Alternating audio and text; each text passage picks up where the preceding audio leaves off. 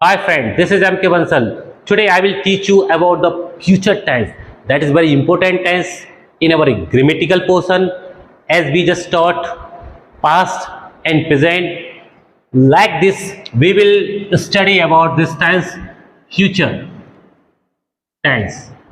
तो future tense में जैसा कि सभी को पता है, इन ग्रामेटिकल बेस से there are the four tense of future: simple future, future continuous, future perfect continuous. But मैं आपको बात बता दूं, इन चारों टेंस में केवल हम अधिकतर एक ही टेंस का यूज करते हैं, वो है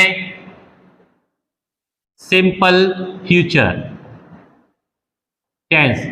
रेस्ट जो मीन्स बचे हुए तीन टेंसों का यूज होता ही नहीं है।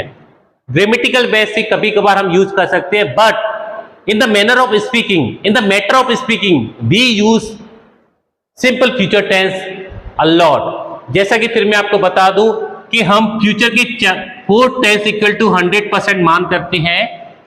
Four future tense equal to 100%, तो हम पहला जो सिंपल फ्यूचर टेंस है वो हमारा 90% फिर यूज होगा। यानी कि चार टेंस में से फ्यूचर के टेंस को हम सिंपल फ्यूचर टेंस को 90% means 90% we use in speaking matter, in writing matter as well as in reading matter। जहां भी लिखा होगा तो हम इसी को यूज करते हैं। In the condition sentence, in other sentence में हम यूज कर सकते हैं फ्यूचर परफेक्ट का, लेकिन फ्यूचर परफेक्ट कंटिन्यू नाम की चीज तो कभी मैंने अभी तक खुद ने नहीं देखा हुआ पढ़ने में। ठीक है, तो अपन इसमें बात करते हैं सिंपल फ्यूचर टेंस, यानी कि काम करेंगे। कहां? फ्यूचर में काम को करेंगे।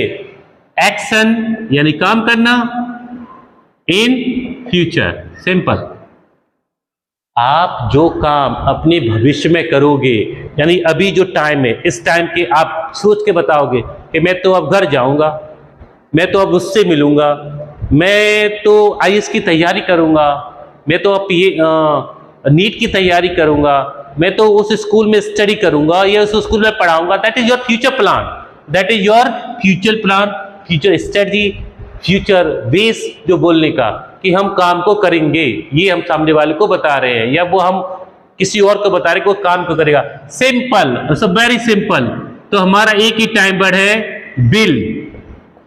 बेसिकली आई और बी के संग सेल का यूज करती हैं, रेस्ट डूअर के संग बिल का यूज करते हैं, सभी जानते हैं। आई डूअर और वी डूअर के संग सेल का यूज करते हैं, लेकिन the matter of the speaking में we don't use the shall, we just use only the will, all doers. तो हमारा टाइम वर्ड बिल है, सभी डूअरों के साथ बिल टाइम वर्ड लगाकर एक्शन की first form plus object plus P plus T, that is the ways. काम करेंगे बराबर बिल प्लस एक्शन की फर्स्ट फॉर्म, काम करेंगे बराबर बिल प्लस एक्शन की फर्स्ट फॉर्म, काम करेंगे equal to will plus action की फर्स्ट फॉर्म से हम पूरा फ्यूचर प्लान को स्पीक कर सकते हैं वेरी कंफर्टेबली। ओके, तो इस तरह से हम जो भी काम करेंगे फ्यूचर में उसको हम बोल सकते हैं। जैसे कल मैं आपको इंग्लिश के बारे में बताऊंगा या इंग्लिश पढ़ाऊंगा या इंग्लिश समझाऊंगा, तो मैं आपको कल इंग्लिश समझाऊंगा। श्योर, आई विल, समझाना पता है एक्शन है, explain, I will explain English to you, ये भी ऑब्जेक्ट है, ये भी ऑब्जेक्ट है। आप चाहो तो लिख सकते हो I will explain to you English, this एक ही। ठीक है, वे हमारे घर आएंगे, they will come to us, ऐसा भी लिख सकते हो आप, they will come to us, वे हमारे यहाँ आएंगे या हमारे घर आएंगे, तो अब हम जो भी लिखना है तो इस तरह से। ठीक है, तुम कल उसे बताओगे, तो यू विल टेल हिम कल, यानी टुमारो। ओके, बहुत ही सिंपल है, विल लगाकर एक्शन की फर्स्ट फॉर्म लगाकर अपने फ्यूचर के जो भी प्लान है, फ्यूचर की जो भी योजना है, फ्यूचर का जो भी काम है, वो सब आप बोल सकते हो। जैसे मैं बता दूं कि मैं शिमला घूमने जाऊंगा, I will go to visit Shimla, तो उसके लिए मेरा पूरा प्रोग्राम है कि मैं कार से शिमला जाऊंगा, I will go to Shimla by car, ठीक है, मैं दैट जो भी है, मैं अपना बर्थडे सेलिब्रेट करूंगा, I will celebrate my birthday. मैं जो भी काम करेंगे, आप जो भी काम करेंगे बिल लगाकर उस काम का नाम लगाकर आप फ्यूचर को बोल सकते हो। काम नहीं करते हैं तो विल नॉट होती है, जिसको अपन बॉन्ड का यूटिलाइज में बोल सकते हैं। ठीक है, जैसे हम तुम्हें नहीं पढ़ाएंगे, we will not teach you, we will not teach you. मुझे तो बहुत सरल लगता है, तो समझ में नहीं आता कि अब क्या कितना और क्या बताऊं आपको। सिंपल सा स्ट्रक्चर है, टाइम बट विल लगाकर एक्शन की फर्स्ट फॉर्म से हम पूरे फ्यूचर को बोल सकते हैं। जहां भी विल और एक्शन की फर्स्ट फॉर्म लिखा हो, आप समझ सकते हो कि ये फ्यूचर के बारे में बातें हो रही हैं, यानी कि भविष्य के बारे में बातें हो रही हैं। ठीक है, तो ये सिंपल आपका बहुत यूज होता है। आप कोई भी काम करोगे तो उसे कैसे बताओगे? विल लगाकर एक्शन की फर्स्ट फॉर्म। कोई भी डूअर हो, ही काम करेगा कि वो मुझसे मिलने आएगा, he will come to meet me. वो आज मुझे एक कहानी सुनाएगा, he will tell me a story. वो आज स्कूल नहीं आएगा, he will not come to school. क्या तुम वहां जाओगे? Will you go there? क्या तुम मुझे बताओगे? Will you teach me, sorry will you tell me? क्या तुम मुझे समझाओगे? Will you explain to me? क्या आप वहां रहोगे? Will you live there? क्या आप अपने पिताजी से मेरे बारे में बात करोगे? Will you talk to your father about me? इस तरह से विल लगाकर हम क्वेश्चन भी पूछ सकते हैं यस नो में। मैंने बता दिया, टाइम वर्ड से आप क्वेश्चन पूछ सकते हो और उसके आंसर आप यस नो में जानने के लिए हमको टाइम वर्ड, मैं पूरे सेंटेंस के बारे में पहले बता चुका हूं। अगर आपको किसी से सूचना को कंफर्म करते हैं तो किससे करेंगे? टाइम वर्ड आगे लगा देंगे कि सूचना कंफर्म हाँ या ना। जैसे किसी को पता नहीं है कि सर इंग्लिश पढ़ाते या नहीं पढ़ाते, तो आप सर आप इंग्लिश पढ़ाओगे? Will you teach English? क्या आप सर पढ़ाओगे? सर आज क्लास लोगे? Will you take class? क्या आप हमें यह बताओगे? Will you tell this? क्या सर आप कल उसकी शादी में जाओगे? Will you go to attend his marriage? इस तरह से विल आगे लगाकर हम क्वेश्चनों को पूछ सकते हैं। अगर यहाँ हिंदी में हम क्या से क्वेश्चन पूछेंगे तो उसके लिए हमें टाइम वर्ड विल लगाना पड़ेगा, डूअर प्लस एक्शन की first form, that is question mark. और डबल इंटरोगेटिव में हम क्या करेंगे? पहले क्वेश्चन वर्ड लगाते हैं, आप वहां क्यों जाओगे? Why will you go there? Like this, इस तरीके से भी हम सेकंड इंटरोगेटिव का यूज कर सकते हैं। पहले क्वेश्चन वर्ड, फिर time word plus doer plus action की फर्स्ट फॉर्म। तो ये सिंपल सा मैटर है। इसके बाद हम आपको इसको इरेज करेंगे, बोर्ड को। इरेज बोर्ड को करने के बाद हम आपको जो हमारे रेस्ट टेंस हैं वो मैं बताता हूं कि इनका यूज होता है या नहीं होता। अगर होता है तो कितना होता है, और नहीं होता तो क्यों नहीं होता, ये सारी बात को अभी डिस्कस करते हैं।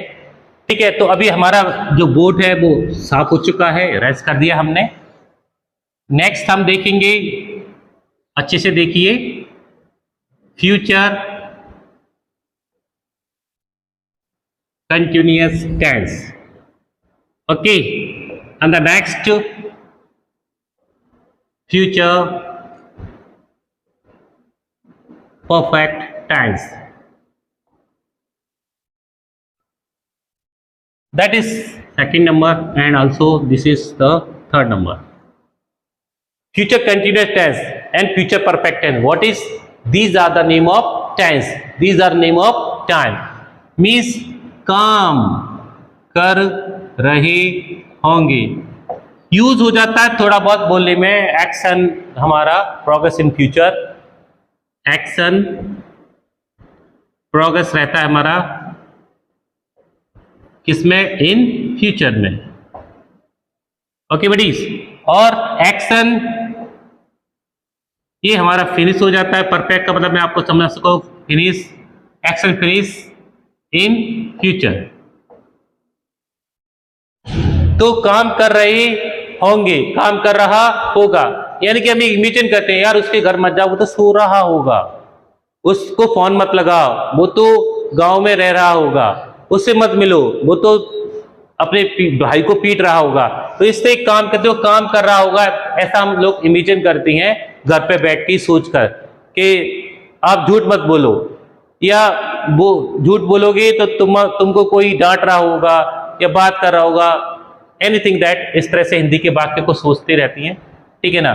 तो जैसे कि इसको बोलने के लिए हमें क्या करना पड़ेगा? जब कोई काम चलता है प्रोग्रेस में, तो सिंपली मैटर है डूअर प्लस विल लगेगा, विल के साथ हमें बी का यूज करना पड़ेगा और बी का यूज करने के बाद जो एक्शन है उसमें हमें आईएनजी लगानी पड़ेगी।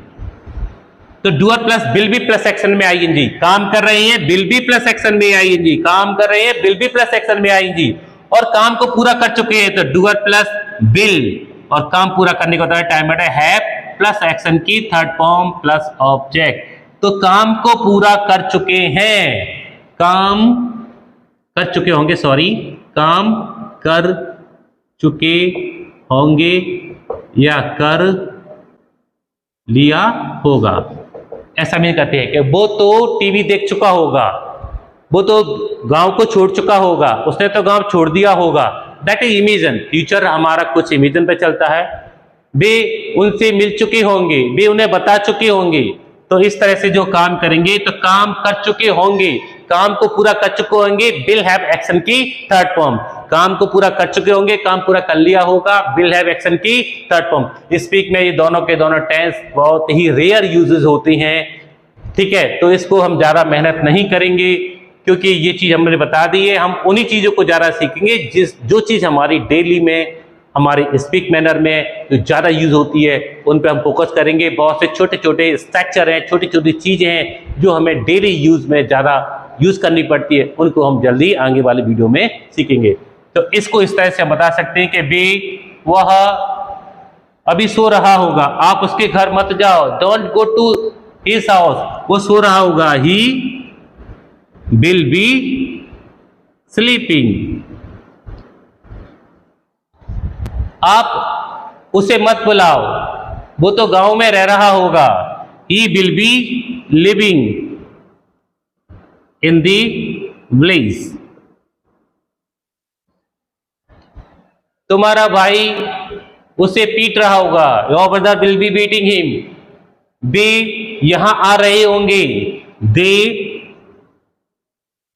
Will be coming here, they will be coming here, वह सो रहा होगा, ही विल बी स्लीपिंग, वे अब नहा रहे होंगे, they will be taking bath. इस तरह से हम थर्ड पर्सन के बारे में मोस्टली इमेजिन करती हैं कि वे स्कूल से जा रहे होंगे, they will be going from school, वह पैसे जमा कर रहा होगा, he will be depositing money, वे एक जॉब की तलाश कर रहे होंगे, they will be searching for a job, they will be looking for a job. तो इस तरह से हम दे मतलब विल बी लगाकर, एक्शन में आईजी लगाकर फ्यूचर की कल्पना को जो काम कर रहा है उसे बोल सकते हैं। स्पीकिंग में बहुत ही कम यूज होता है, दिमाग में रखिए। इसे काम कर चुका होगा, काम को पूरा कर चुका होगा, कहाँ, फ्यूचर में, अभी फ्यूचर आएगा वो काम पूरा करेगा, बहुत ही रेयर केसेस में इसका यूज करती हैं। वो तो अब सो गया होगा, उसे कॉल ना कीजिए, ही will have slept, SLEPT, now, वे अपना फॉर्म जमा कर चुके होंगे, they will have deposited या submitted their form, वे अमीर बन चुके होंगे, they will have become rich, they will have become rich, वह मोहन को इस बारे में बता चुका होगा, he will have told Mohan about this, वे 10वीं परीक्षा पास कर चुके होंगे, काम पूरा कर लिया भी करें, they will have passed 10th class, उसने अपनी मार्कशीट प्राप्त कर ली होगी, he will have got his marksheet, उसने प्रिंसिपल से इस बारे में बात कर ली होगी, he will have talked principal, he will have talked to principal about this। तो इस तरह से will have प्लस एक्शन की थर्ड फॉर्म लगाकर हम फ्यूचर में जो काम को पूरा कर चुकी हैं, जो फिनिश कर चुकी हैं, उसे बताते हैं किसके through, will have plus action की थर्ड फॉर्म के थ्रू। तो हमें हिंदी का फोकस नहीं करना है, हमें ये दिमाग पर रखना है कि विल हैव लगाकर हम एक्शन की थर्ड फॉर्म लगाकर जो काम हम फ्यूचर में कर चुके होंगे एक इमेजिन तौर पर, हम नहीं थर्ड पर्सन के बारे में हम इमेजिन करते हैं, थर्ड पर्सन ही सी दे।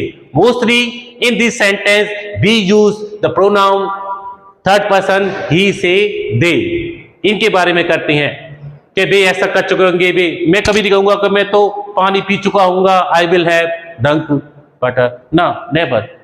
मैं तो ग्वालियर जा रहा हूंगा, नेवर, मैं कॉलेज जाऊंगा। Why will you guys say I will be going to Gwalior? I will say I will go to Gwalior। ठीक है, मैं ये नहीं बोलूंगा मैंने तो पैसे जमा कर दिए होंगे, मैं तो पैसे जमा कर चुका हूंगा, I will have deposit money, never, I will don't say this. I will say वो पैसे जमा कर चुका होगा, he will have deposit the money. That's why, फिर सुनिए, दिमाग से सुनिए, फ्यूचर के कंटिन्यूअस और परफेक्ट टेंस में mostly we use the doer, वो होता है third person pronoun, he, she, it, they, या एक सिंगल नेम जो थर्ड पर्सन होता है, उन्हीं का यूज करते हैं। हम यू को नहीं बोलते कि तुम अमेरिका में रह चुके होगे, why will we say you will have lived in America, don't, there is no need to say this. हम केवल थर्ड पर्सन में ही इनका यूज करते हैं, वो भी रेयर केस में, बहुत ही कम। अब मोस्टली फ्यूचर के इंडेफिनिट यानी सिंपल टेंस का यूज करते हैं, तो ये कुछ ज्यादा विशेष नहीं है। That's why I am not giving the most time on these tenses, because I just think it is a wasting of time. आप इनको ही अपने दिमाग में रखिए। नेक्स्ट जो क्लास होगी इसके बाद, वो क्लास होगी आपकी all the sentence to the revise pattern पे आएंगे, और किन टेंसेस का क्या डिफरेंस होता है, किन सा टेंस कितने में यूज होता है, वो सब बताएंगे। और फिर मैं बता देता हूं कि मैंने कुछ वीडियोस देखता रहता हूं, मेरे ही जो मेट्स हैं उनका, तो उसमें जो लिखा कि बिना ग्रामेटिकल के इंग्लिश बोलना सीखिए, समझिए, और बाद में वो फिर वीडियो पे वो इंग्लिश ग्रामर को ही लेके आ जाती हैं। तो ऐसा नहीं होगा। विदाउट ग्रामेटिकल, विदाउट टेंस के आप बोलोगे क्या? बोलोगे तो बाकी ना, आप स्पीकिंग करोगे तो बोलोगे क्या? सेंटेंस। तो sentence without grammatical, how can it be possible that is made? Never, it can't be made without the grammatical portion, बन ही नहीं सकता है। लेकिन ऐसा बोलती है, अरे बिना टेंस लगाए, बिना टाइम लगाए सेंटेंस बनेगा ही नहीं। जब सेंटेंस बनेगा नहीं तो बोलेगा कैसे, समझेगा कैसे? तो ये कुछ नहीं होता है कि आप इस तरह की जो बातें सुनते हो। मैं भी बहुत एक्साइटेड होता हूँ कि हाउ कि जा इस वीडियो को मैं बॉस तो करूँ कि किस तरह से हमारे कलीग्स ने इस चीज को बताया हुआ है कि कैसे, तो वो कभी नहीं होता। आपको प्रैक्टिस कीजिए। तरीका जरूर है कि किस तरह से हम तरीके को यूज करके कौन सा टेंस किस तरह से यूज होता है, किस तरह से बोला जाता है, इस तरह का अपन इसको देखेंगे। फिर मिलती हैं नेक्स्ट वीडियो में full grammatical portion of tense के बारे में। आपके पूरे के पूरे टेंस लिखे जाएंगे और वो वीडियो में शॉर्ट तरीके से आपको पूरा ट्रिक्स दी जाएगी कि इनको इस तरह से यूज करेंगे, इस तरह से प्रैक्टिस करोगे, और डेफिनेटली मोस्टली स्पीकिंग जो होगी हमारी वो टेंस के बेस पर ही होती है। Tense is the base, foundation है। These are the only tenses, these are the foundation to speak the English. कोई सी भी भाषा को बोलने के लिए ग्रामेटिकल ही मैन होता है, सटीक लैंग्वेज बोलने के लिए ग्रामेटिकल मैन होता है, और बिना ग्रामेटिकल की कोई भाषा नहीं समझी जा सकती, ना ही बोली जाती है। तब तक के लिए हम आज यही क्लास को क्लोज करना चाहेंगे। We will meet next classes में।